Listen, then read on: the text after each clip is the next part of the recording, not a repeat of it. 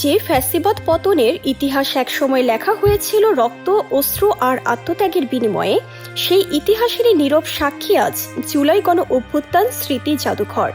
তবে এটি শুধু 2024 সালের জুলাইকে ঘিরে নয়, বরং দেড় দশকের রাজনৈতিক, সামাজিক ও মানবিক নানা আলোচিত ও বেদনা বিধুর অধ্যায়ও স্থান পেয়েছে এখানে। প্রবেশ মুখ থেকেই শুরু হয় ইতিহাসের সঙ্গে এক অন্যরকম সাক্ষাৎ। প্রতিটি গ্যালারি, প্রতিটি দেয়াল আর প্রতিটি প্রদর্শনী যেন বলে যায় একটি সময়ের গল্প, যে সময়ের সাক্ষী ছিল পুরো বাংলাদেশ। দেয়াল জুড়ে জুলাই অভ্যুত্থানের আলোকচিত্র, গ্রাফিতি, স্লোগান, সংরক্ষিত সংবাদপত্র, ভিডিও চিত্র আর নানা স্মারক দর্শনার্থীদের ফিরিয়ে নিয়ে যায় সেই উত্তাল দিনগুলোয়। কোথাও শহীদদের ব্যবহৃত পোশাক ও ব্যক্তিগত স্মৃতিচিহ্ন, কোথাও আন্দোলনে ব্যবহৃত ব্যানার, প্ল্যাকার্ড, আবার কোথাও সংরক্ষিত হয়েছে নির্যাতনের বিভিন্ন আলামত। জাদুঘরের অন্যতম আকর্ষণ আয়নাঘরের প্রতিরূপ। রয়েছে টর্চার সেলের বর্ণনা, গুম ও নির্যাতনের অভিযোগে নানা তথ্য, উপাত্ত এবং সেই সময়ের ভয়াবহতার নানা চিত্র। পাশাপাশি স্থান পেয়েছে শহীদদের স্মৃতিচিহ্ন, তাদের ব্যবহৃত বিভিন্ন সামগ্রী এবং আত্মত্যাগের গল্প, যা দর্শনার্থীদের গভীরভাবে নাড়া দেয়। ফেলে যাওয়া যত কিছু আছে সবকিছু এখানে আমরা দেখতে পেলাম।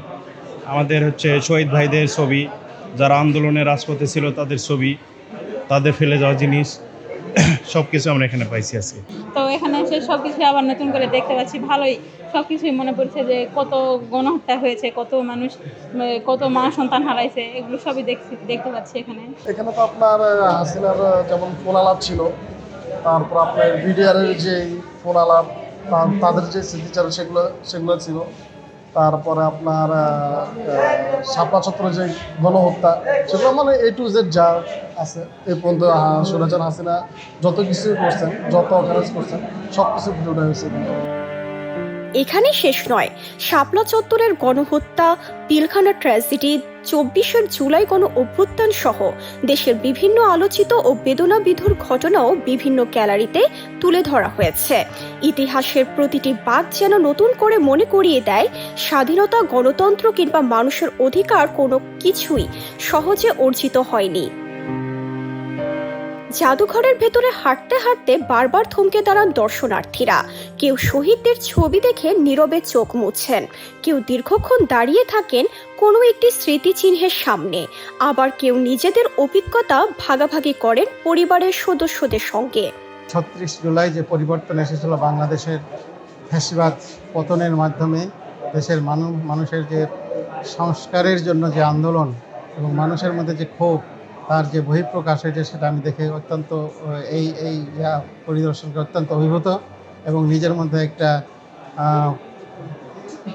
প্রচণ্ডভাবে প্রকম্পন অনুভব করছি যে কী নির্যাতন, কি মানুষের প্রতি জুলুম, সেটা দেখে আমি খুবই ভীষণভাবে প্রকম্পিত বোধ করতেছি এবং ভীষণ আমি নিজেকে এর একটা অনুভূতি ফিল করতেছি আজকের এই পরিদর্শনের মাধ্যমে।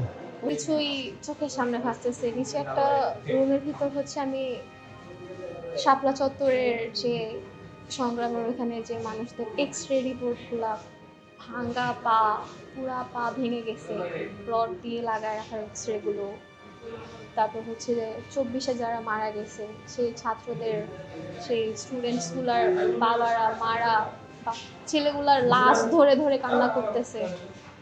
তো সব কিছু দেখে সব কিছু এখন চোখের সামনে মনে হইতেছে যে স্মৃতিচারণ হইতেছে পিছনের সব কিছু। নতুন প্রজন্মের জন্য এই জাদুঘর শুধু একটি দর্শনীয় স্থান নয়, এটি ইতিহাস জানার, অনুভব করার এবং অতীত থেকে শিক্ষা নেওয়ার একটি গুরুত্বপূর্ণ মাধ্যম। জুলাই স্মৃতি জাদুঘর তাই শুধু একটি স্থাপনা নয়, এটি স্মৃতি, বেদনা, প্রতিবাদ, সাহস আর আত্মত্যাগের এক জীবন্ত দলিল। ইতিহাসকে স্মরণ করে ভবিষ্যৎ প্রজন্মকে সচেতন করে তুলতেই যেন সগৌরবে দাঁড়িয়ে থাকবে এই জাদুঘর, একটি জাতির সংগ্রাম আর আত্মত্যাগের অনন্য সাক্ষী হয়ে।